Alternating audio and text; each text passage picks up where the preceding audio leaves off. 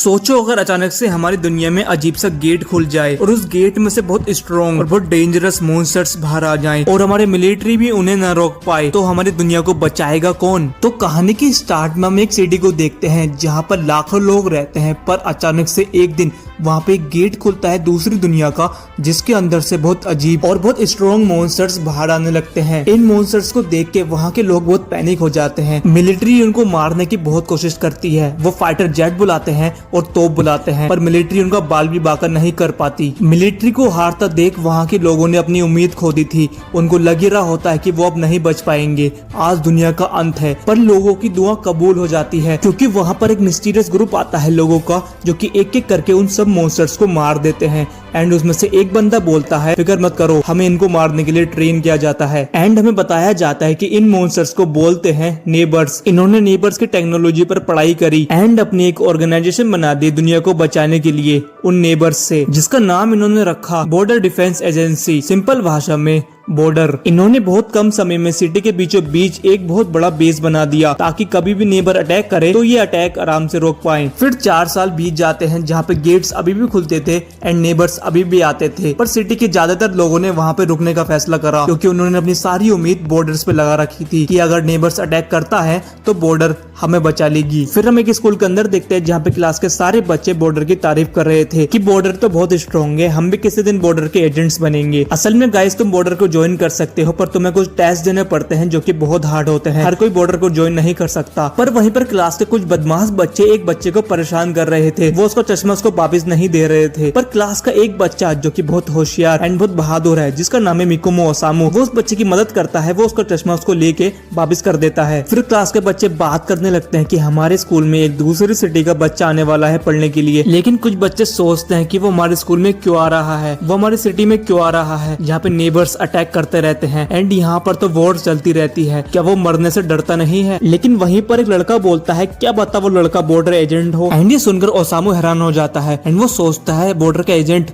हमारे स्कूल में क्यों आएगा। दूसरे सीन में हम देखते हैं जहाँ पे एक बच्चा एक कार से टकरा जाता है एंड भाई तुम कार का हाल देखो, कार तो बिल्कुल तबाही हो गई। सब लोग उस बच्चे से पूछते हैं, बच्चे तो ठीक तो है ना, तो चोट तो नहीं आई। एंड हम देखते हैं उस बच्चे को तो एक खरोच भी नहीं आई थी। वो आराम से खड़ा होता है एंड बोलता है, मैं तो ठीक हूँ, पर आपकी कार खराब होगी मेरे चक्कर में, मुझे माफ कर दो उसके लिए। वहाँ पे खड़े पुलिसमैन बोलते हैं, जब भी मुझे फाइल तो रिपोर्ट करनी ही पड़ेगी, चलो बच्चे अपना नाम बताओ और तुम कहाँ रहते हो। वो लड़का बताता है, मेरा नाम है कुगा यूमा। एंड उसको अपना एड्रेस नहीं पता होता, पर उसके कान में एक चीज आती है जो कि उसको उसका एड्रेस बता देती है। एंड कुगा अपना एड्रेस बताने के बाद वहाँ से चला जाता है। कुगा वहाँ से जा ही रहा होता है, लेकिन वो चीज दोबारा आती है एंड इस चीज का नाम है रेप्लिका। रेप्लिका कुगा से कहती है, तुम्हें ध्यान से चलना पड़ेगा, नहीं तो मेरे बिना तुम्हें चोट लग सकती है। फिर हम दोबारा स्कूल के अंदर देखते हैं, जहाँ पे क्लास के 2 टीचर्स बात कर रहे होते हैं, ये नया बच्चा स्कूल के पहले ही दिन इतना लेट आएगा, ऐसे तो हमें बहुत परेशान करेगा आगे चल के। एंड ये नया बच्चा कोई और नहीं था, ये था अपना Kuga Yuma. And finally Kuga school के अंदर पहुंच जाता है, जहाँ पे वो सारे बच्चों को अपना इंट्रोडक्शन देता है। वो कहता है, मेरा नाम है कुगा यूमा, मैं तुम सब की तरह ही 15 साल का हूँ, मेरी हाइट छोटी है तो मेरा मजाक मत उड़ाना। पर तभी क्लास का एक बच्चा बोलता है, सर इसने तो हाथ में अंगूठी पहन रखी है एंड अंगूठी वगैरह तो स्कूल में अलाउड ही नहीं है, आपने इसको अलाउड कैसे कर दिया। जिसको देख के सर बोलते हैं, हाँ कुगा बेटा, ये रूल के खिलाफ है, ला मुझे अपनी अंगूठी निकाल के दे दो। पर कुगा अपनी अंगूठी देने को मना कर देता है, जिसको सुनने के बाद भाई कुगा और सर के बीच में क्या ही मैच चलता है। सर कुगा की अंगूठी निकालने की बहुत कोशिश करते हैं, पर कुगा निकालने ही नहीं देता। सर कहते हैं, अगर तुम्हें स्कूल में रुकना है ना, तो तुम्हें स्कूल के रूल मानने पड़ेंगे। हाँ ठीक है, फिर मैं स्कूल छोड़ के जा रहा हूँ। कुगा स्कूल छोड़ के जा ही रहा होता है, लेकिन ओसामू खड़ा होता है एंड वो कहता है, सर उसको फोर्स नहीं करना चाहिए, क्या पता उसको कोई पर्सनल रीजन हो वो अंगूठी से निकालने का। सर कहते हैं, ओसामू तुम सही कह रहे हो, तो कुगा तुम्हारा कोई रीजन है इसको नहीं निकालने का। कुगा कहता है, ये मेरे पापा की आखिरी निशानी है। जिस पर सर कहते हैं, कुगा बेटा तुम्हारा ये बहाना नहीं चलेगा, क्योंकि हर बच्चा यही बहाने मारता है। कुगा कहता है, मैं सच कह रहा हूँ। एंड वो सर को ऐसे घूरता है कि सर उसको देख के डर जाते हैं एंड वो अंगूठी पहनने के लिए उसको अलाउड कर देते हैं। इसके बाद कुगा ओसामू के पास जाता है एंड उसे थैंक यू बोलता है उसकी मदद करने के लिए। फिर कुगा अपनी चेयर पे बैठा होता है, पर ओसामू उसको देख के सोचता है कि मुझे पहले इसके ऊपर शक हुआ था, पर ये बॉर्डर का नहीं लगता मुझे, क्योंकि इसकी हरकतें तो बिल्कुल बच्चों वाली हैं। फिर कुगा आराम से अपनी चेयर पर बैठा होता है, पर पीछे से ये बदमाश बच्चे उसको परेशान करने लगते हैं। वो उसके ऊपर पेपर फेंक के मारते हैं। कुगा उनसे पूछता है कि तुम ये क्यों कर रहे हो। ये बदमाश बच्चा कुगा से बोलता है कि जापान में तो ऐसे ही एक दूसरे को हेलो बोलते हैं। ओसामू उनको रोकने की कोशिश करता है, पर वो उसके मुंह पे बुक मारते हैं एंड उसको पीछे कर देते देते हैं। फिर कूगा भाई क्या करता है, कूगा उस पेपर को और भी फोल्ड करता है एंड इस बदमाश बच्चे के तेज फेंक के मारता है, जिसकी वजह से ये पीछे जाके गिरता है। मेरी तरफ से भी हेलो। ये सुनकर इन बदमाश बच्चों को गुस्सा आ जाता है एंड ये कूगा के ऊपर हमला करने वाले होते हैं, पर पीछे से टीचर आ जाती है। फिर स्कूल के बाद ओसामू बैठकर सोच रहा होता है कि ये बंदा कूगा बॉर्डर में है क्या, पर मैंने ऐसा बंदा कभी बॉर्डर में देखा नहीं, क्या पता ये नया आया हो। पर पीछे से कूगा आ जाता है तो ओसामू से बोलता है चलो एक साथ घर चलते हैं। घर चलते वक्त ओसामू कूगा से कहता है कि तुम्हें ऐसे बंदों के मुंह नहीं लगना चाहिए, वो बहुत बदमाश बच्चे हैं एंड अगर तुम उनके मुंह लगोगे तो तुम्हारी ही बेइज्जती होगी एंड अगर अगली बार वो आए तुमसे मुजोरी करने के लिए तो तुम उनको इग्नोर कर देना। पर सामने से वो बदमाश बच्चे आ जाते हैं जो कि कूगा से कहते हैं चलो मेरे साथ चलो। ओसामू उनको रोकने की कोशिश करता है पर वो ओसामू को एक जगह ले जाकर मारने लगते हैं। यहाँ पे ये ओसामू को मार रहे थे, ये फॉरबिडन जोन था, यहाँ पर तुम नहीं आ सकते क्योंकि यहाँ पर नेबर्स के गेट खुलते हैं, यहाँ पर बस वही लोग आ सकते हैं जो कि बॉर्डर में हैं। ओसामू उनको रोकने की कोशिश करता है कि यहाँ पर हमें नहीं लड़ना चाहिए, नेबर कभी भी आ सकते हैं, पर ये बंदा नहीं सुनता और गुस्से में बोलता है तुम्हें क्या लगता है मुझे बोर्ड नहीं पढ़ने आते, तुम्हें क्या लगता है मुझे नहीं पता यहाँ पर नेबर आते हैं। ओसामू तुम्हें क्या लगता है हम तुम्हें यहाँ पे क्यों लेके आए हैं, हम तुम्हें इसलिए ही तो लेके आए हैं ताकि तुम्हारी आवाज कोई नहीं सुन सके, हम तुम्हें इतना मारेंगे एंड तुम्हारी आवाज कोई नहीं सुन पाएगा, मदद के लिए भीख मांगो, मदद के लिए गुजारिश करो, पर तुम्हें कोई नहीं बचा पाएगा। फिर ये बंदा डंडा उठा लेता है एंड ये बंदा कूगा से कहता है कि वैसे बच्चे हमारा काम तो तुमसे ही था, हम तुम्हें ही तो यहाँ पे मारने आए थे, ये चश्मिश तो बीच में आ गया। फिर कूगा के डंडा मारने की कोशिश करता है पर कूगा उसको आराम से ब्लॉक कर लेता है एंड फिर इसके एक पैर पे लात मारता है, जिसकी वजह से ये बंदा कूद कूद के पीछे गिर जाता है। अभी सारे मिलकर कूगा के ऊपर हमला करने के लिए आगे बढ़ते हैं, लेकिन बीच में ही अलार्म बजने लगता है एंड ये नॉर्मल अलार्म नहीं था, इस अलार्म का मतलब था कि वहाँ पर नेबर का गेट खुलने वाला है एंड गेट खुलता भी है जिसके अंदर से एक बहुत बड़ा नेबर उनके ऊपर हमला कर देता है। इधर बॉर्डर वालों को भी पता लग गया था कि वहाँ पर नेबर का गेट खुल चुका है, तो ये अपनी एक स्क्वाड वहाँ पर भेज देते हैं, लेकिन उस स्क्वाड के आने में अभी टाइम था एंड यहाँ पर ये नेबर कहाँ रुकने वाला था, ये नेबर इन सबके ऊपर हमला कर देता है। ये बदमाश बच्चे वहाँ से भागने की कोशिश करते हैं लेकिन वो नेबर उसमें से एक को पकड़ लेता है एंड यहाँ पर कूगा ओसामू से बोलता है कि चलो यहाँ से चलते हैं नहीं तो हम भी मारे जाएंगे, लेकिन ओसामू कूगा से कहता है कि तुम चले जाओ, मुझे उनको बचाना पड़ेगा। कूगा ये बात सुन के हैरान हो जाता है एंड कहता है तुम क्यों बचाओगे उनको, वो तो बहुत बुरे लोग हैं, मुझे लगता है ये करना सही है। ये बोलकर ओसामू अपने जेब में से एक चीज निकालता है एंड कहता है ट्रिगर ऑन। ये बोलने के साथ ही ओसामू की पूरी यूनिफॉर्म ही चेंज हो जाती है, उसकी यूनिफॉर्म नॉर्मल स्कूल वालों से बॉर्डर की यूनिफॉर्म बन जाती है एंड हमें पता चलता है कि ओसामू बॉर्डर में है। ओसामू अपना वेपन निकालता है रेगुसु एंड उस नेबर पर अटैक कर देता है, जिसकी वजह से ये बदमाश बच्चा बच गया था एंड ये देखकर कूगा बहुत शॉक होता है एंड कहता है ओ माय गॉड चश्मिश कुन तो बॉर्डर में है। रेप्लिका भी बाहर आ जाता है एंड कहता है ओसामू स्ट्रॉन्ग नहीं है, वो बैम्स्टर का आर्मर नहीं तोड़ पाएगा। रेप्लिका बताता है कि नेबर बहुत डिफरेंट टाइप के हैं एंड बैम्स्टर उसमें सबसे ज्यादा वीक नेबर है एंड इस दुनिया में बहुत सारे नेबर्स हैं जो कि बहुत स्ट्रॉन्ग है। एंड गाइस तुम इस सीरीज पे आगे बढ़ते रहो एंड गाइस ये बहुत बढ़िया सीरीज है जो कि तुम्हें बहुत मजा दिलाने वाली है। एंड इस नेबर का नाम है बैम्स्टर। पर बैम्स्टर ओसामू के ऊपर बहुत भारी पड़ रहा था, वो उसको दूर दीवार पर फेंक के मारता है एंड उसको खत्म करने के लिए आगे बढ़ रहा था। इधर कूगा रेप्लिका से कहता है रेप्लिका क्या मैं अपना ट्रिगर यूज कर सकता हूँ। रेप्लिका कहता है ये तो तुम्हें डिसाइड करोगे, ठीक है फिर ट्रिगर ऑन। हम देखते हैं कूगा के पास भी ट्रिगर है एंड वो उस नेबर पर हमला कर देता है। पहले वो यूज करता है बाउंड जिस पर वो पैर रखता है एंड एक जंप मारता है एंड एक जोरदार किक मारता है उस नेबर के एंड फिर वो अपना अटैक डबल बूस्ट यूज करता है एंड एक पंच मारता है एंड उस बैम्स्टर को खत्म कर देता है। भाई इसने तो कुछ सेकंडों के अंदर ही खत्म कर दिया उसको। कूगा उस बैम्स्टर को मारने के बाद ओसामू से कहता है तुम ठीक तो हो ना चश्मिश कुन। ये शब्द सुनकर ओसामू को उसका एक पास्ट का सीन याद आ गया था जहाँ पर उसको एक लड़के ने बचाया था एंड यही कहा था तुम ठीक तो हो ना चश्मिश कुन। मेरा नाम चश्मिश कुन नहीं है, मेरा नाम मिकोमू ओसामू है, ठीक है फिर ओसामू कुन। एंड गाइस जापान में कुन उनके आगे लगाया जाता है जो लड़का उन्हीं की उम्र का है या उनसे उम्र में कम है एंड लड़की के आगे लगाया जाता है सा। कूगा ओसामू से कहता है तुम तो ट्रिगर को यूज करने के बाद भी कमजोर हो और अगर तुम्हारे पास ट्रिगर था तो तुमने बदमाश बच्चों से लड़ाई क्यों नहीं करी ट्रिगर को यूज करके। एंड गाइस ओसामू और कूगा ने जो चीज यूज करी थी अपनी यूनिफॉर्म को चेंज करने के लिए उसी को ट्रिगर कहते हैं। ओसामू कूगा से कहता है कि ट्रिगर को हमें नॉर्मल इंसानों के खिलाफ यूज नहीं करना चाहिए, ये गलत है और वैसे तुम्हारे पास भी ट्रिगर है तो तुम भी बॉर्डर में हो। जिसपे कूगा कहता है नहीं नहीं ये मेरे पापा का ट्रिगर है, अब वो इस दुनिया में नहीं रहे। वो मुझसे हमेशा कहते थे अगर मुझे कुछ हो जाए तो तुम जापान जाना, मेरा एक दोस्त बॉर्डर के लिए काम करता है एंड इसलिए ही मैं जापान आया हूँ। अच्छा तो तुम्हारे पापा बॉर्डर के लिए काम करते थे। अरे नहीं नहीं मेरे पापा भी बॉर्डर के लिए काम नहीं करते थे रे बाबा, बस वो किसी को जानते हैं जो कि बॉर्डर में काम करता था। ये तो नामुमकिन है, ट्रिगर बस उनके पास ही रहता है जो कि बॉर्डर के लिए काम करते हैं। तो तुम्हारे पास ट्रिगर कैसा आया जबकि ना तुम न तुम्हारे पापा बॉर्डर के लिए काम करते थे। ये रूल बस तुम्हारे वर्ल्ड में अप्लाई होता है, क्योंकि मैं गेट के उस पार से आया हूँ। मैं उसी गेट से आया हूँ जहाँ से सारे नेबर्स आते हैं। मैं वही हूँ जिसको तुम सब लोग नेबर कहते हो। यहाँ तो कुछ बड़ी ही चीज रिवील होती है। हमें पता चलता है कि कूगा एक नेबर है जो कि उसी गेट से आया है जहाँ से सारे नेबर्स आते हैं। एंड ये सुनकर तो ओसामू बहुत शॉक हो गया था कि कूगा एक नेबर है। थोड़ी ही देर बाद वहाँ पर बॉर्डर की एक टीम आ जाती है एंड ये बदमाश बच्चे भी यहीं थे। ये लड़का इन बदमाश बच्चों को देख के बोलता है, हेलो, हमें यहाँ पे सिविलियंस मिले हैं, उसमें से एक बच्चा इंजर्ड है एंड शायद इन्होंने नेबर्स को देख लिया है, इनको प्रोटेक्शन देनी पड़ेगी। प्रोटेक्शन का मतलब ये नहीं कि लोग इनको गार्ड करेंगे आकर एंड इनको घर तक छोड़ के आएंगे। प्रोटेक्शन का मतलब ये है ये लोग इनकी मेमोरी रेज कर देंगे, जो भी अभी तक इनके साथ हुआ है, जब से ओसामू ने इनको बचाया था एंड जब से कूगो ने उस नेबर को मारा था, ये सब भूल जाएंगे। ये इसलिए किया जाता है ताकि सिविलियंस के बीच में नेबर का डर ना बने। इस लड़के के साथ इसके 2 टीममेट और थे जो कि यहाँ पे खड़े होकर सोच रहे थे इस नेबर को मारा किसने। एंड ये काम तो एयर रैंक एजेंट्स का लग रहा है, पर सबसे पहले तो हम ही यहाँ पर आए हैं, तो ये करा किसने। एंड जिसने ये करा था वो यहाँ पर खड़ा था। ओसामू कूगा से कहता है कि तुम्हारा मतलब क्या है, तुम नेबर हो।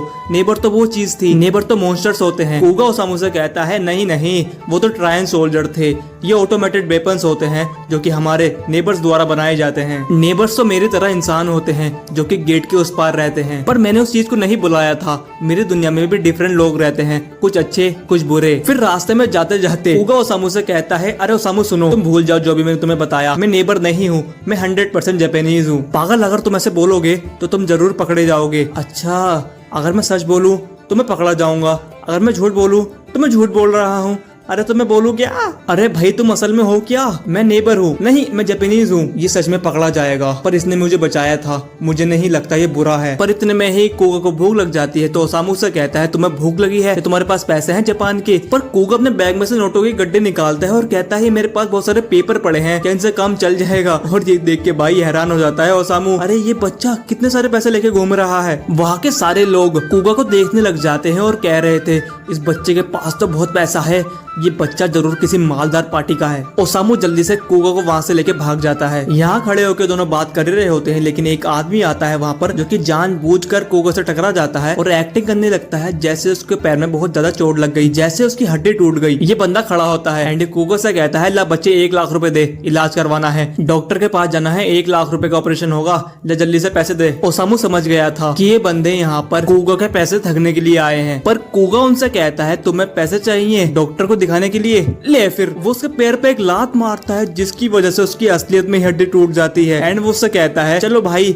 अब तुम डॉक्टर के पास चले जाओ एंड ये रहे तुम्हारे पैसे, इलाज करवा लेना। एंड ये दोनों बंदे वहाँ से डर के मारे भाग जाते हैं। ओसामू कूगा से कहता है चलो तुम यहीं रुको, मैं तुम्हारे लिए खाना ला के देता हूँ।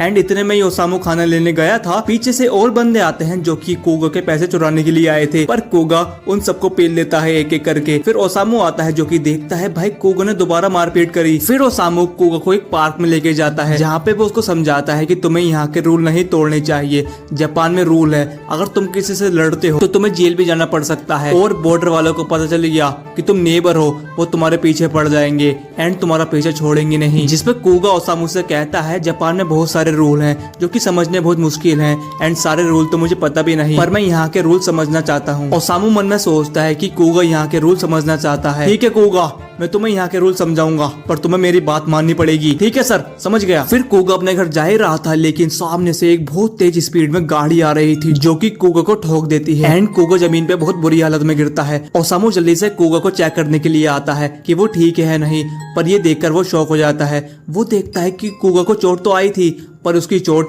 धीरे धीरे हील हो गई थी, उसकी चोट बिल्कुल नेबर जैसी थी। एंड जो गाड़ी चला रहे थे वो भी बाहर आते हैं कूगा को चेक करने के लिए कि वो ठीक है नहीं, पर कूगा आराम से खड़ा होता है और उनसे कहता है अरे मुझे माफ कर दो, मेरे चक्कर में आपकी गाड़ी खराब हो गई, ये लो पैसे, शायद इसे सही हो जाए। ये लड़का बुरा तो नहीं है पर ये सच में एक नेबर है। फिर अगले दिन स्कूल में ओसामू और कूगा एक साथ लंच कर रहे थे स्कूल की छत पर, जहाँ पर ओसामू कूगा को समझा रहा था कि तुम्हें अपनी पावर अब यूज नहीं करनी और तुम्हें किसी को नहीं बताना कि तुम नेबर हो, और किसी को मत बताना जो भी कल हुआ जब तुमने नेबर को मारा था।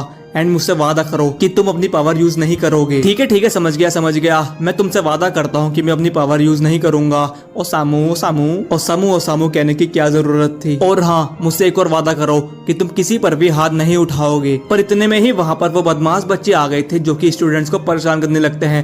वो स्टूडेंट्स से कह रहे थे, लाओ पैसे दो, ये हमारा इलाका है, स्कूल की छत हमारे इलाके में आती है और हमारे इलाके में तुम बिना पूछे खाना खा रहे हो, लाओ पैसे दो। कूगा ओसामू से कहता है कि कल के बाद भी ऐसी हरकतें कर रहे हैं, ये भूल गए क्या इनके साथ कल क्या हुआ था। ओसामू कूगा को समझाता है कि शायद बॉर्डर वालों ने इनको ऊपर प्रोटेक्शन यूज करी है ताकि इनकी मेमोरी रेज हो जाए। कूगा कहता है मैं इनको मार नहीं सकता, तुमने मुझे इनको मारने से मना करा है और लड़ाई करने से भी मना करा है, चलो मैं एक काम करता हूँ। कूगा वहाँ पर जाके तेज लात मारता है स्कूल की छत पे, जिसकी वजह से स्कूल पूरा हिल गया था एंड ये बदमाश बच्चों की तो हालत ही खराब हो गई थी। फिर कूगा और ओसामू अपनी क्लास में चले जाते हैं जहाँ पे सारे बच्चे कूगा की तारीफ करने लगते हैं कि भाई तू तो बहुत स्ट्रॉन्ग है, तूने ये कैसे करा, तू अपने देश में कुंफू सीखता था क्या है, हमें भी सिखा दे, हम भी स्ट्रॉन्ग बन जाएंगे। पर ओसामू उसको वहाँ से ले जाता है, कभी सबके सामने अपनी पोल खोल दे। इसके बाद ये दोनों एक जगह जाके बात करने लगते हैं, लेकिन वहाँ पर कुछ ऐसा होता है जो कि किसी ने सोचा नहीं था। स्कूल के अंदर ही नेबर्स का गेट खुल जाता है जो कि फॉरबिडन जोन में नहीं था, क्योंकि नॉर्मली गेट फॉरबिडन जोन में खुलते हैं एंड स्कूल के अंदर गेट खुल गया, ये तो इम्पॉसिबल था।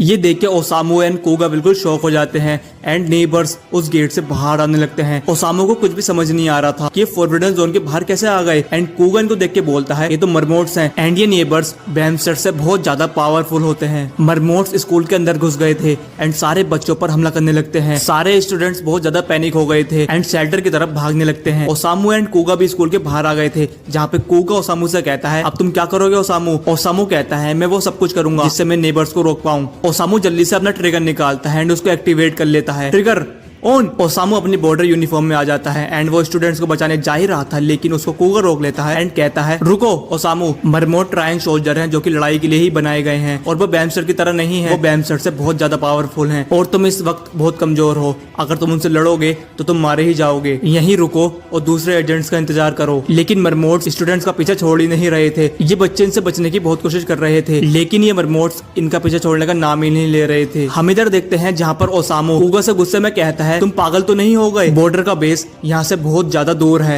एंड बॉर्डर एजेंट्स यहाँ पर नहीं आ पाएंगे, जब तक वो आएंगे बहुत सारे बच्चे अपनी जान खो देंगे। कूगा कहता है सुनो मेरी बात सुनो, मैं तुम्हें समझाता हूँ, एक मरमोट को मारने के लिए हमारे पास 20 ओसामू होने चाहिए और अगर हमने एक मरमोट को मार भी दिया तो हमारे पास 2 ही ओसामू बचेंगे, मतलब 18 ओसामू मारे जाएंगे, इतना स्ट्रॉन्ग है मरमोट। तो तुम कह रहे हो मेरे चांस बहुत ज्यादा कम है बचने के, अगर मैं उनसे लड़ूंगा तो मैं मारा जाऊंगा। हाँ, लेकिन डिसाइड तो तुम्हें ही करना है कि तुम्हें जाना है या नहीं, पर मेरे हिसाब से तुम्हें यही रुकना चाहिए और दूसरे एजेंट्स का इंतजार करना चाहिए। और सामू सोचता है कि ये भी नेबर है, इसको नेबर के बारे में सब कुछ पता होगा तो ये सही कह रहा होगा, लेकिन अगर मैं यहाँ खड़ा रहूंगा तो स्कूल के सारे बच्चे मारे जाएंगे। कूगा बहुत स्ट्रॉन्ग है, कल इसने नेबर को बहुत आराम से मार दिया था अपने ट्रिगर के साथ, तो शायद इस नेबर को भी आराम से मार सकता है। नहीं, मैं पागल हो गया हूँ क्या, मैं ये क्या सोच रहा हूँ, मैंने तो उसको मना करा था उसकी पावर यूज करने के लिए, और अगर वो अपनी पावर यूज करेगा तो पकड़ा जाएगा, लेकिन अब उनको बचाएगा कौन, अगर कोई नहीं आया टाइम पे तो वो सब मारे जाएंगे। एंड गाइस अब दिक्कत हो गई थी क्योंकि ओसामू बहुत ज्यादा कमजोर है जो कि उनको मार नहीं पाएगा और कूगा अपनी पावर यूज नहीं कर सकता। ओसामू सोच ही रहा था कि वो सारे स्टूडेंट्स को कैसे बचाएगा, लेकिन सामने वो एक लड़की को देखता है जिसको देख के वो अपने आप से सवाल पूछने लगता है, याद करो तुमने बॉर्डर को क्यों ज्वाइन करा था। हम ओसामू का एक पास का सीन देखते हैं जिसके अंदर हम एक लड़के को देखते हैं एंड इसी लड़की को देखते हैं जो कि बहुत उदास एंड बहुत डरी हुई थी। अब ओसामू ने सोच लिया था कि वो उन सारे बच्चों को बचा के ही रहेगा। वो कूगा से कहता है कूगा तुम कहीं जाकर शेल्टर ढूंढ लो, मैं उन सारे बच्चों को बचाऊंगा, मैं यहाँ पर ये सोचकर नहीं बैठ सकता कि मेरे चांस जीतने का कम है। हम दोबारा स्कूल के अंदर देखते हैं जहाँ पे कुछ बच्चों को 2 मरमोट्स ने घेर लिया था, एक आगे था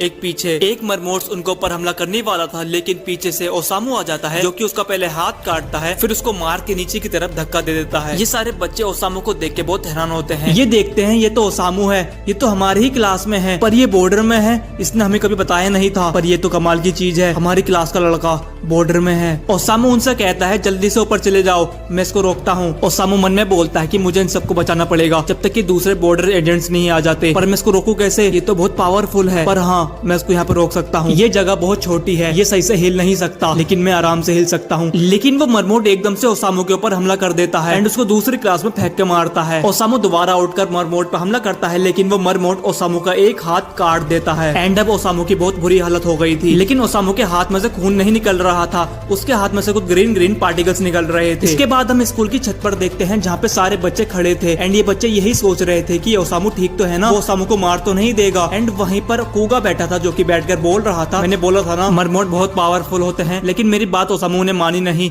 अब देखो बुरी तरह पिट रहा है। रेप्लिका बोलता है कि ओसामू की ट्रायन बॉडी गायब हो रही है, उसने हमने बहुत सारा ट्रायन खो दिया एंड ये ट्रायन क्या होता है ये हम आगे जानेंगे। पर अब कूगा ने सोच लिया था कि वो ओसामू को बचाने जाएगा एंड वो वहां से उठ के चला जाता है, लेकिन रेप्लिका जाते जाते कूगा से कहता है कि ओसामू ने तुमसे मना करा था अपना ट्रिगर यूज करने के लिए, अगर तुम अपना ट्रिगर यूज करोगे तो बॉर्डर वालों को पता चल जाएगा कि तुम नेबर हो, और अगर उनको पता चल गया कि तुम नेबर हो तो वो तुम्हारे पीछे पड़ जाएंगे, फिर क्या होगा? फिक्र मत करो, मुझे कुछ फर्क नहीं पड़ता, तुम्हें कुछ फर्क नहीं पड़ता, लेकिन ओसामू का क्या? अगर बॉर्डर वालों को पता लग गया कि ओसामू एक नेबर को छुपा रहा था तो वो उसके पीछे पड़ जाएंगे एंड उसका बुरा हाल कर देंगे। ओसामू की यहाँ पर फैमिली है, उनका क्या होगा? ओहो, ये भी दिक्कत की बात है, अपना ट्रिगर भी यूज नहीं कर सकता, लेकिन ओसामू को भी बचाना है, अब क्या करूं मैं? इधर हम देखते हैं जहाँ पे बॉर्डर की एक टीम आई रही थी, बस हम फिर ओसामू को देखते हैं जहाँ पे ओसामू के ऊपर वो मरमोट भारी पड़ रहा था, वो ओसामू को बहुत ही मारता है एंड ओसामू के पेट में अपना तलवार घुसा देता है, मतलब अपना हाथ घुसा देता है, उसका हाथ ही तलवार है भाई। इस अटैक की वजह से ओसामू के अंदर एक ब्लास्ट होता है एंड जिसकी वजह से ओसामू का ट्रिगर पीछे आगे गिरता है, लेकिन अब ओसामू अपने रियल बॉडी में आ गया था, मतलब अब ओसामू के ऊपर अटैक होता है तो ओसामू बच नहीं पाएगा। एंड अब ओसामू ट्रायन के बारे में समझाता है, वो बताता है कि उसका ट्रिगर उसकी फिजिकल बॉडी को एक्सचेंज कर देता है उसकी कॉम्बैट बॉडी में, जो कि बनी होती है ट्रायन की। ट्रायन बॉडी पे कितने भी हमले हो जाएं, रियल बॉडी को एक स्क्रैच भी नहीं आता, उस पर थोड़ा सा भी डैमेज नहीं आता, लेकिन अगर ट्रायन बॉडी की लिमिट पूरी हो गई, उस पर बहुत सारे हमले हो गए तो वो खत्म हो जाएगी एंड तुम अपने रियल बॉडी में आ जाओगे, जिस पर एक भी हमला होता है तो तुम खत्म हो जाओगे। ये ट्रायन बॉडी तुम्हारी स्पीड और तुम्हारी स्ट्रेंथ बहुत ज्यादा बढ़ा देती है तुम्हारी फिजिकल बॉडी के हिसाब से, मतलब जितनी एक नॉर्मल इंसान की स्ट्रेंथ एंड स्पीड रहती है उससे कई ज्यादा बढ़ जाएगी तुम्हारी इस ट्रायन बॉडी में। ओसामू बताता है कि बॉर्डर में 3 रैंक होती है, एक सी रैंक, एक बी रैंक और एक ए रैंक, और ओसामू सी रैंक का है तो वो इतना पावरफुल नहीं है जो कि वो मरमोट को हरा पाए। एंड यहाँ पर मरमोट ओसामू के ऊपर अटैक करने के लिए तैयार था, वो उसके ऊपर हमला करने वाला था, लेकिन बीच में आ जाता है कूगा जो कि शील्ड यूज करके ओसामू को बचा लेता है। माफ करना ओसामू, लेकिन थोड़ी देर के लिए मैं तुम्हारा ट्रिगर उधार ले रहा हूँ। Trigger on. कूगा ओसामू का ट्रिगर यूज कर लेता है एंड गाइस ट्रिगर भी बहुत इंपॉर्टेंट चीज होती है, अगर तुम्हारे पास सी रैंक का ट्रिगर है तो तुम इतने पावरफुल नहीं होगे, और अगर तुम्हारे पास बी रैंक का ट्रिगर है तो तुम थोड़े पावरफुल होगे,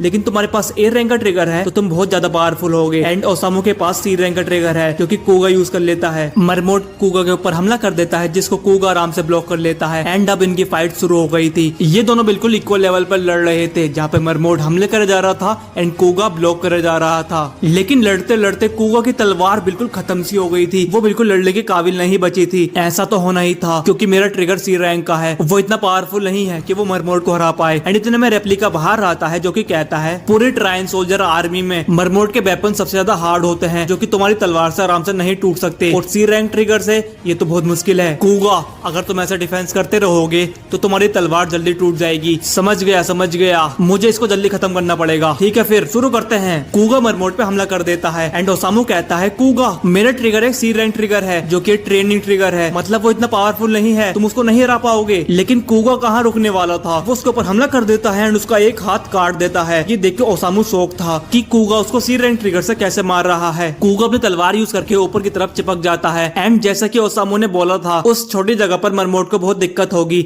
एंड यही होता है, वो मरमोट उस जगह पर मुड़ नहीं पाता एंड इसका फायदा उठाता है कूगा जो कि ऊपर से कूद के उसके ऊपर हमला कर देता है एंड उसी हमले में वो उसको खत्म कर देता है। लेकिन अभी एक मरमोट और बचा था जो कि साइड में से खिड़की पर से कूगा के ऊपर हमला करता है, लेकिन कूगा अपनी शील्ड यूज करके उसको ब्लॉक कर लेता है एंड उसकी आंख में अपनी तलवार बढ़ा के उसको भी मार देता है। अब कूगा ने उन दोनों मरमोट को मार तो दिया था, लेकिन बड़ी दिक्कत तो अब आती क्योंकि बॉर्डर की एक टीम वहां पर आ गई थी एंड अब ओसामू को क्या समझाएगा कि एक सी रैंक का होने के बाद उसने उन दोनों मरमोट को कैसे मारा। कूगा ओसामू का ट्रिगर वापस कर देता है एंड ओसामू कहता है ये ट्रिगर तो तुम्हारे हाथ में अलग ही था, ऐसा लग रहा था कि इस ट्रिगर की पावर बढ़ गई तुम्हारे हाथ में आते ही, तुमने इन दोनों को एक ट्रेनिंग ट्रिगर से मार दिया, कमाल है। रेप्लिका बाहर आ जाता है एंड ओसामू उसको देखकर डर जाता है। ओ रेप्लिका, तुम किसी के सामने बाहर नहीं निकलते मेरे अलावा। वाह, आज तुम कैसे निकल गए? तुमसे मिलकर खुशी हुई ओसामू। मेरा नाम है रेप्लिका, मैं यूमा का ध्यान रखता हूँ। अरे ओसामू डरो मत, ये काटता नहीं है, ये कुत्ता नहीं है। ये क्या है? एक रोबोट? ये जिंदा है क्या? ये ट्रायन सोल्जर है क्या? ये ट्रिगर है?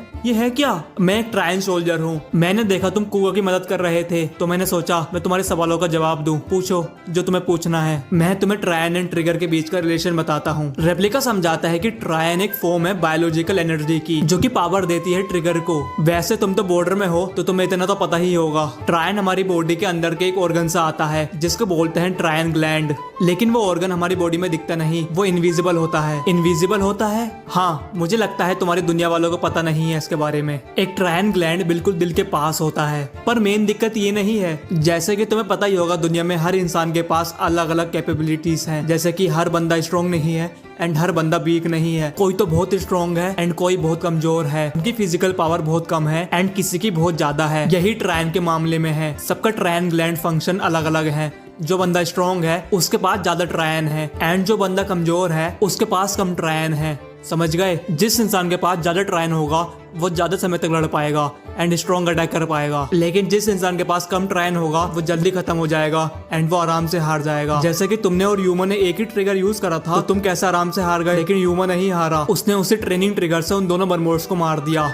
समझ गए? कुगा के पास ज्यादा ट्रायन है एंड तुम्हारे पास कम। चलो इस बात को खत्म करते हैं, हमारे पास और भी जरूरी काम है। बाहर के सारे बच्चे इंतजार कर रहे थे ओसामू कब आएगा एंड ओसामू आता भी है एंड उसने कुगा को अपने कंधे पे ले रखा था जिसकी वजह से सबको लगता है कि कुगा अंदर बेहोश पड़ा था एंड ओसामू ने उसको बचाया है एंड उसको बाहर लेकर आया है। इसकी वजह से किसी को भी शक नहीं होगा कि कुगा ने दोनों मरमोड्स को मारा था। ओसामू के क्लास के बच्चे ओसामू का शुक्रिया अदा करने लगते हैं। शुक्रिया ओसामू, तुमने हमारी जान बचाई। एंड सारे वहाँ के बच्चे ओसामू से इम्प्रेस हो जाते हैं एंड सारे बच्चे कहने लगते हैं ओसामू भाई तुम तो बहुत कमाल के हो, तुम तो बॉर्डर में हो, बहुत बढ़िया बहुत बढ़िया। तुमने अकेले ही दोनों नेबर्स को मार दिया, कितने कमाल के हो तुम। ये सब सुनकर ओसामू को कुछ समझ नहीं आ रहा था कि मैंने तो कुछ करा भी नहीं। जिसने उस नेबर्स को मारा है वो तो कुगा है, मैंने तो कुछ करा भी नहीं, मैं तो मरने वाला था। एंड भाई कुगा कहाँ रुकने वाला था, वो तो ओसामू की तारीफ करने से रुक ही नहीं रहा था। वो बोलता है मेरी पैंट तो आगे से गीली एंड पीछे से पीली हो गई थी। लेकिन अगर ओसामू नहीं आता तो पता नहीं मेरा क्या होता। ओसामू एकदम से ही आया खिड़की में से कूद के और उसने आराम से नेबर्स को मार दिया।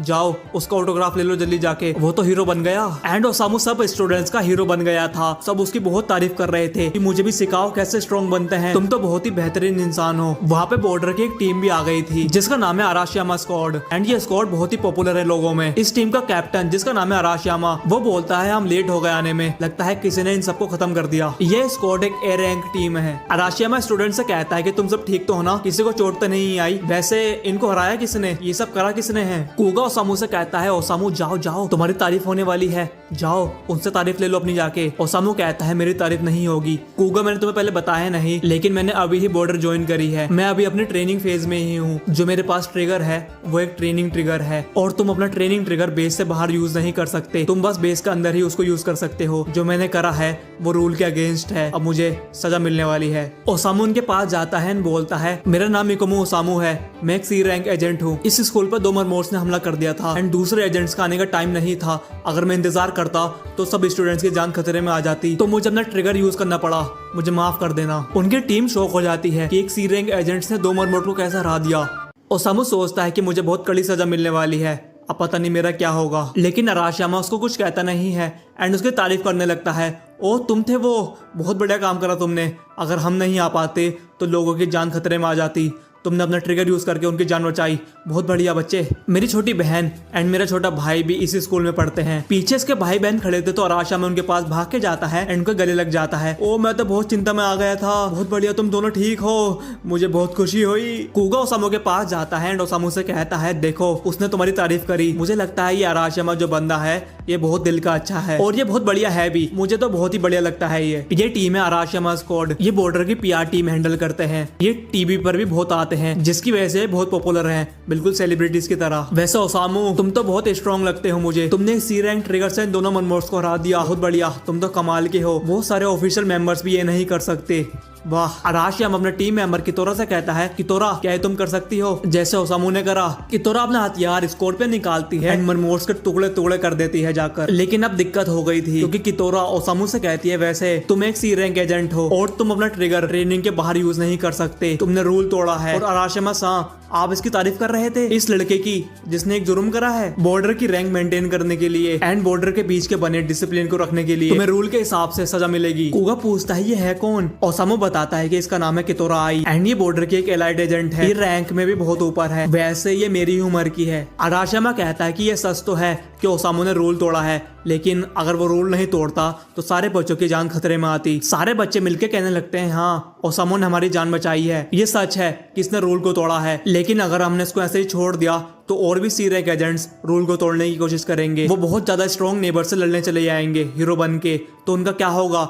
अगर उनको कुछ हो गया तो और भी बुरा होगा, बॉर्डर की इज्जत मिट्टी में मिल जाएगी, इसकी सजा इसको मिलके रहेगी। ओसामू कहता है हाँ ये सच कह रही है, मैंने रूल तो तोड़ा है तो मुझे सजा तो मिलके ही रहेगी, लेकिन अगर मेरी इस गलती की वजह से मुझे बॉर्डर में से निकाल दिया तो मेरा क्या होगा? मेरे गोल का क्या होगा? मैंने जिस वजह से बॉर्डर को ज्वाइन करा था उसका क्या होगा? मेरा सपना, मेरे गोल्स, मेरी लाइफ यहाँ खत्म हो जाएगी। एंड गाइस इसी के साथ ये पार्ट इधर ही खत्म होता है। ये पार्ट मुझे बताना कमेंट्स में कैसा था एंड अगर अगला पार्ट इसका चाहिए तो जल्दी से वीडियो पे 100 कमेंट्स कर देना, क्योंकि भाई अगला पार्ट इसका बहुत ही बढ़िया होने वाला है। एंड गाइस ये एनिमे बहुत ज्यादा बढ़िया है, तुम्हें मजा आ जाएगा इसके आगे की स्टोरी देख के।